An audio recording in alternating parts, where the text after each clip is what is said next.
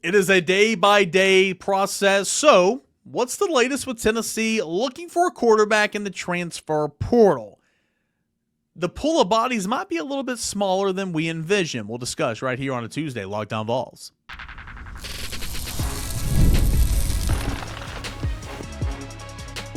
You are Locked On Vols, your daily podcast on the Tennessee Volunteers. Part of the Locked On Podcast Network, your team every day. What is up, everybody? Welcome into it, your Tuesday morning Locked On Vols. Can't thank you enough for being here. We're a part of the Locked On Podcast Network, where it is your team every single day. I'm your host, Eric Cain. We are free and available wherever you get your show, or wherever you get your podcast. Please subscribe on Apple Podcasts, Spotify, all that and more, of course, on the YouTube channel.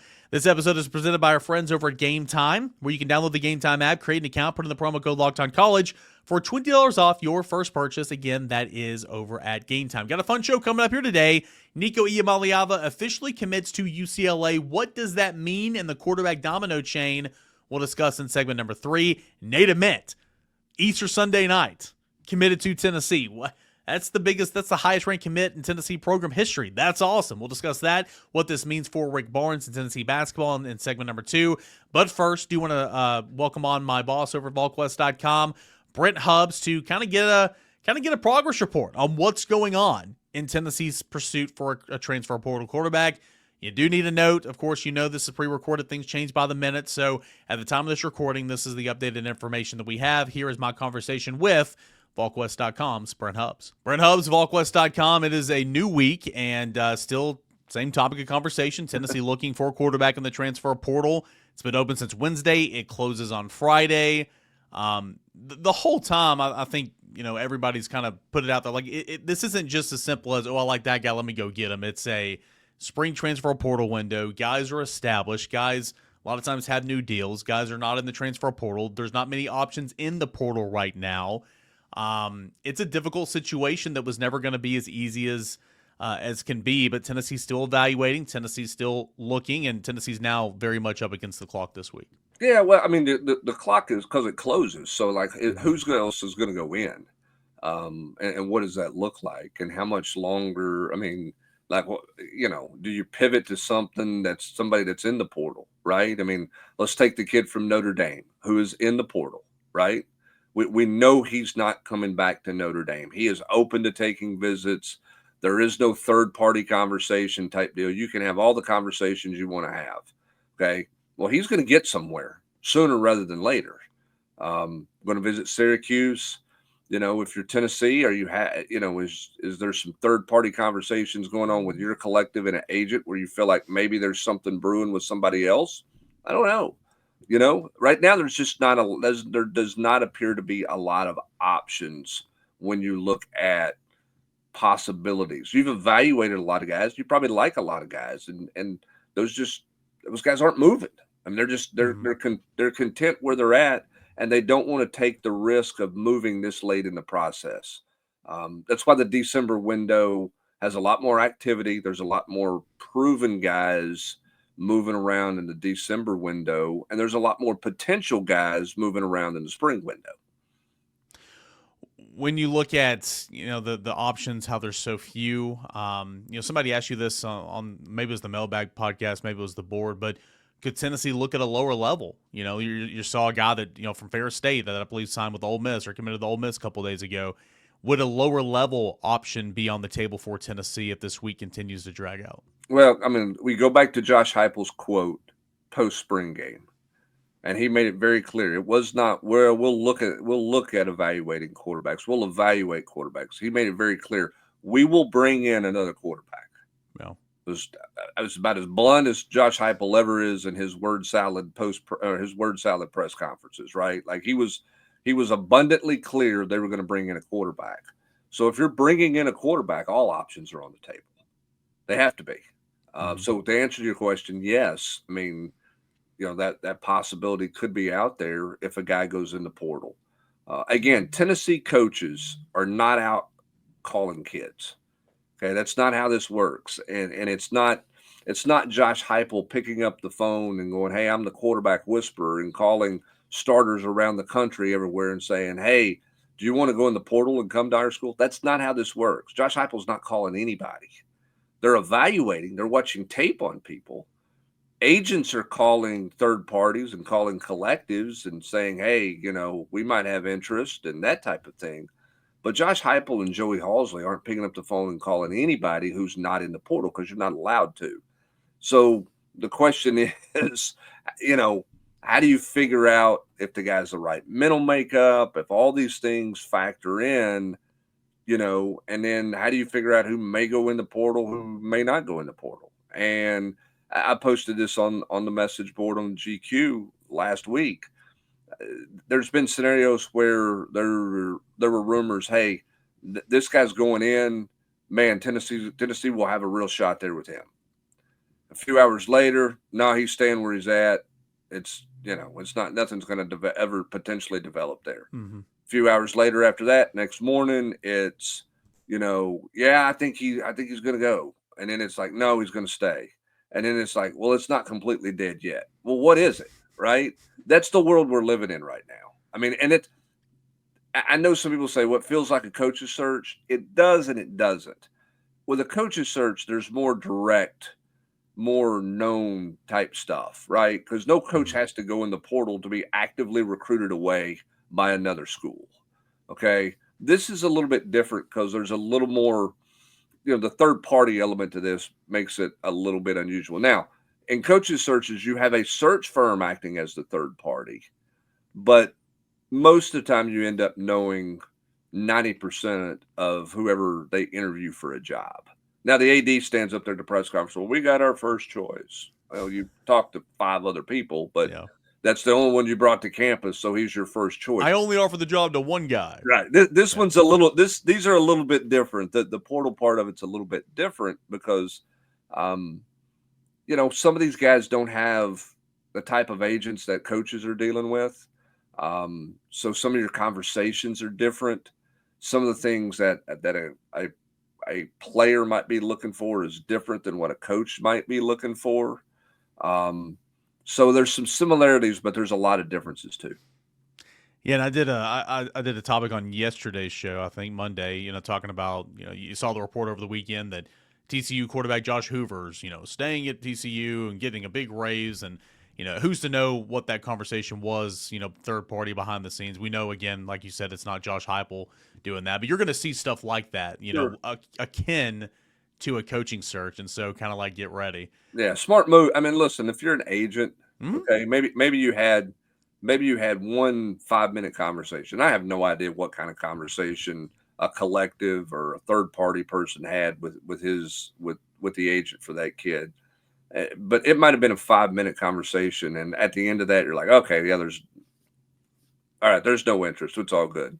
Well, you're crazy as an agent if you don't spin it out that, hey, turn down this to stay here, because how much more beloved is that kid at TCU right now? Mm-hmm. Wow, he turned down SEC. He turned down $1 million more or whatever because he loves us and he wants to stay. It's a great PR move.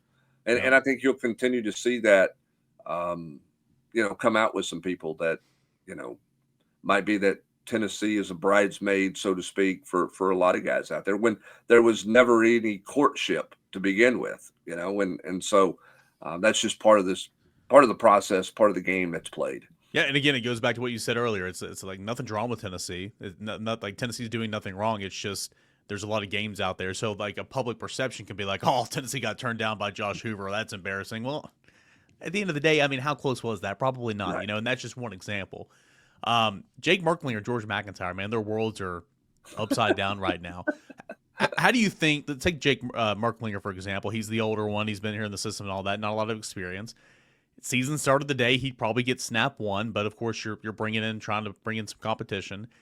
But for him to be sitting here like going from my role is going to be a backup, mop up duty, to, oh man, I got a chance to be the guy, to I'm seeing this whole public thing play out. Tennessee's linked to this guy, to this guy, to this guy. Where do you think his mind's at right now in Jake Merklinger? I think it's been all over the map. And I think that's human nature. Yeah. Right? I mean, you go from thinking, okay, they've got this established guy. I'm the backup this year. I was the third guy last year. I move up a chair, so to speak. So if there's a twisted ankle, if there's got to come out for a few plays. I'm going in. I'm getting mop-up duty. I'm literally one snap away if there's an injury. But if there's not an injury, I'm going to do more ball cap watching and clipboard holding than I am anything else. To then all of a sudden it becomes, well, you're the guy. You got a chance to be the guy. This fan base loves me, right? Right. Like, everybody loves me. And then you look up and it's like, okay, they're linked. The head coach makes it clear they're taking somebody. So you're thinking, okay, maybe a depth piece. And then maybe it's like, oh, proven guy out there. And now you're like, okay, well, do they not think I can play at all? Okay. If they don't, then, I mean, what's my future here? And I mean, I think you're kind of all over the map. I think the best thing Jake Merklinger can do right now is just go to work. Just continue to get better, continue to develop your relationships with your receivers, continue to work the locker room, and don't be fake about it. I'm not saying that, but I just think you've got to continually be present and act like you're the guy.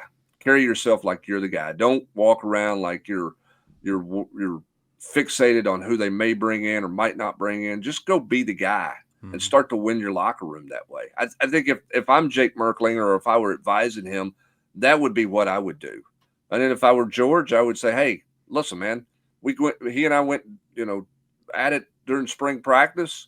Here's where I think I am compared to where his game is. Here's what I need to work on. I'm going to go make this thing a competition. I'm going to go battle it. We'll see what happens. I think that's how you have to approach it. And you can't get caught up in all the rumors that are out there, that have been out there about. I mean, think about it. If you're Jake Merklinger, at one point last week, you thought, there were rumors about the Iowa State quarterback, and then there's rumors about this guy, and there's rumors about that guy, and all these other things. You could get yourself in all kinds of knots about that. I just think you just got to put your head down and go to work. Yeah, I think what an opportunity there for Jake Merkelinger, because you talk about winning over your teammates, winning over your locker room, as if you're just like, I don't care, bring in whoever. And yeah, it's going to be a competition, and he very well could lose it, but if you had that type of persona and that type of attitude, and you're throwing, sessions with Ethan Davis and, Braylon Staley and whatever every single day, I mean, you are proven to your locker room, like, you're not shying away from a fight. You're trying to be that leader of the team. I think it's a really, really big opportunity, an interesting opportunity here for Jake Merklinger. Of course, we'll see who Tennessee ends up bringing in. Elsewhere, of course, quarterback dominates the conversation, but a couple of wide receivers having some interest in Tennessee. Tennessee obviously looking at some defensive tackle. Those are the three positions, and the portal closes on Friday. So in terms of names, we're going to see some finality to that as the week goes on. Yeah, and I think you'll probably hear as the week progresses here about, some guys on campus taking some visits, at the receiver position. I mean, there's Pete Nakos and Steve Wilfong had the story out on Monday about Keelan Marion, the wide receiver from BYU. As we noted on the message board over the weekend, Tennessee offered. He's officially in the portal, so Tennessee can have all the conversations they want to have, trying to get him to come to campus. He's going to have his pick of a lot of schools. So we'll see. I mean, Texas may get involved there. I mean, he's going to have a lot of options. So, we'll see when he comes in. Supposedly he's going to set up a visit. Interesting. He's originally from the state of Georgia. Does that help you? Does he want to get closer to home? I don't know. We'll find out as the week progresses. San Jose wide receiver Trayshawn Hurry is a guy who's in the portal that I think Tennessee has extended an offer to, and I think he's going to come on campus for a visit. It's pretty clear, Eric, they want a receiver of some kind. Now, Marion is much more proven and with his production at BYU, but Tennessee's got to go get a body at the receiver position. And what you would like to do, there's a couple of young guys out there who are talented. I think in your best case scenario, you want to get somebody who's a little bit older that has proven some snaps, because you've got a bunch of young, talented guys. You don't have kind of a crafty veteran who can necessarily lead the room. And so I think what you would like to do is you'd like to get a guy who has produced and has got a little more of a resume than somebody who's just a young potential guy, because you got a bunch of young potential guys on your roster. There's nothing like the atmosphere of an NBA playoff game. Every bucket, every defensive stop, every moment feels huge. It's electric in the arena, And with Game Time, you can be a part of it without the stress of last-minute ticket hunting. Game Time makes it fast and easy to get playoff tickets, even with the demand being sky high. Prices on the app actually go down as tip-off gets closer, and their last-minute deals can save you up to 60%. That's not bad, right? Again, last-minute deals. What type of places where when the demand is super, super high in terms of urgency to get into the event, do the prices drop? Well, that happens to, sometimes up to 60% over on the Game Time app. No surprise fees at checkout. What you see is what you pay for. So you can take the guesswork out of buying tickets with Game Time. Download the Game Time app, create an account, put in the promo code LOCKEDONCollege for $20 off your first purchase. Terms apply. Again, create an account, redeem code LOCKEDONCollege. That is LOCKEDONCOLLEGE for $20 off. Download Game Time today. Last minute tickets, lowest price, guaranteed. Tennessee did it. Rick Barnes, retirement Rick, second round Rick. Rick Barnes got no energy. That's why I love the little video that Vol Hoops tweeted out on Sunday night. It's just a picture of him. You got the camera angle from the ground looking up, okay, and that's any camera angle and subject placement in terms of film and study and all that when you learn in school.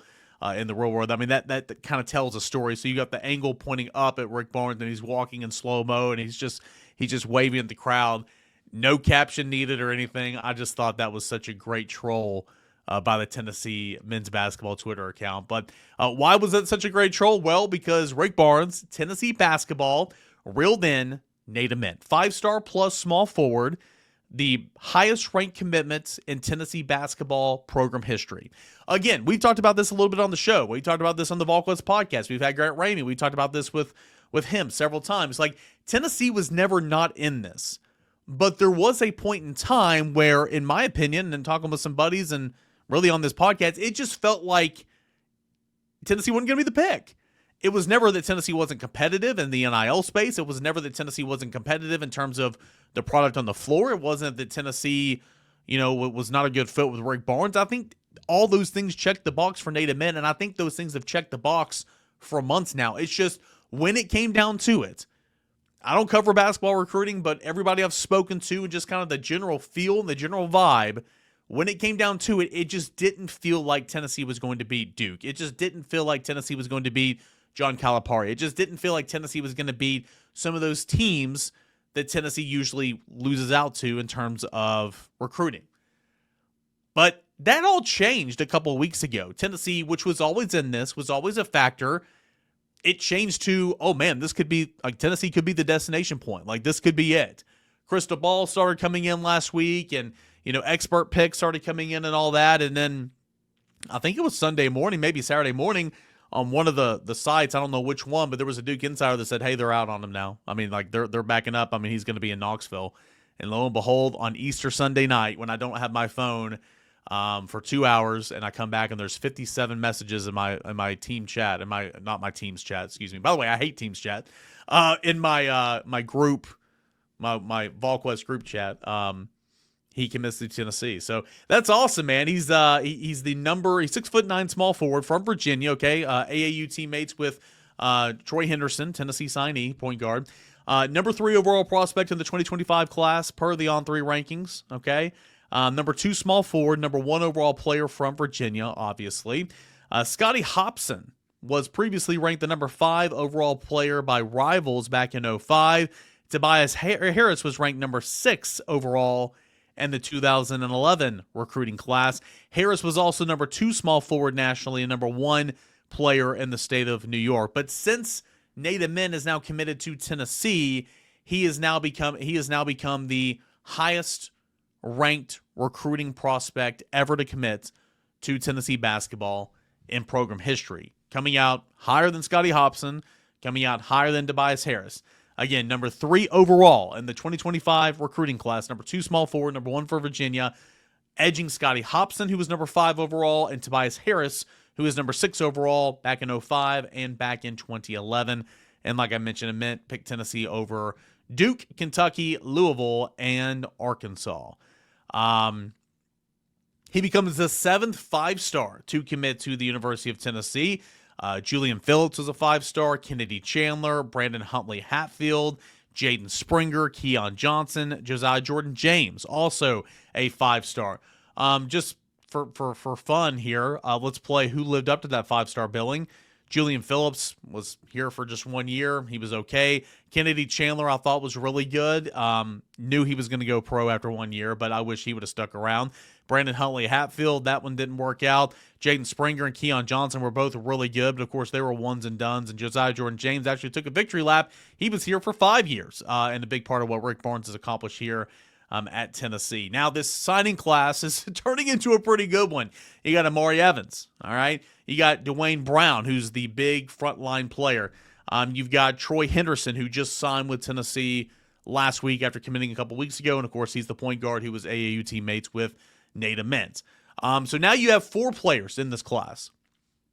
Tennessee, as you continue to reshape this roster, you're adding these true freshmen, these guys a part of the signing class, to transfer portal additions so far: Maryland shooting guard or point guard Jacoby Gillespie and Vanderbilt power forward Jalen Carey. What's next on what Tennessee could add via the transfer portal? Well, Rodney Rice is still out there. Rodney Rice, shooting guard from Maryland, teammates with Jacoby Gillespie. Those two guys want to play together. He came and visited Tennessee over a week ago.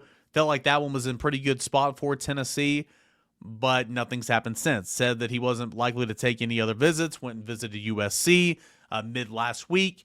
We'll see what happens. It doesn't feel like it's over, but it certainly doesn't feel like Tennessee has as much momentum with Rodney Rice as it once had. So we'll see what that one looks like. Being sure that you're not going to be left out to dry. Tennessee has reportedly, this is from The Athletic, they're going to bring in Duke Miles, who is a shooting guard from Oklahoma. And, I think Tennessee might even want to take 2 shooting guards, but no matter what, you've got to get a shooting guard. And so if Rodney Rice doesn't work out, maybe Duke Miles will. 11.6 points per game, 2.9 assists per game, 2.5 rebounds per game, in 116 games over the last 5 seasons. So obviously he is a veteran. He's planning to visit Texas A&M earlier in the week, USC later in the week, Baylor potentially the following week, and then we'll see what happens with Tennessee. As the Athletics, Tobias Bass said that he's scheduled a visit with Tennessee on Wednesday of this week. So, veteran guy. We'll see what happens with Rodney Rice, but potentially Duke Miles could be a name to watch as well. But I like this roster, man. I like some of the pieces. Nate Ament, he's going to add an awful lot. He's obviously uber talented. He's a scorer. He's a stretch. He's not going to be asked to bang a lot down low. You got Jalen Carey for that. JP Estrella. You've got Felix Agpara. You've got obviously a lot of guys that have already got experience doing that, and so he can stretch out and he can attack the game from the perimeter and come in. VolQuest.com, great story over there, interviewing Nate Ament, why he chose Tennessee. Quote, I just trust Coach Barnes a lot. He has high expectations for me, high goals for me. I know he's going to be able to get me to my goals to the level that I want to go to.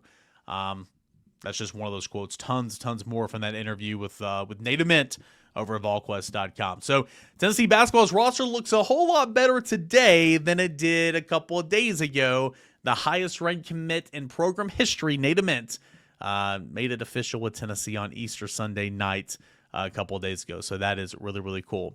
All right. A lot of you guys in the comments on YouTube, just move on. Who cares? Do we not understand what the biggest story is in sports? That's my simple question. Well, don't worry, guys, okay? The biggest story in all of sports has some finality. Nico Iamaleava, who, let me remind you, was the starting quarterback for Tennessee, and last time I checked, this podcast covers the Tennessee Volunteers, unless I'm mistaken. Oh, no, it says Locked On Balls right there. That's right.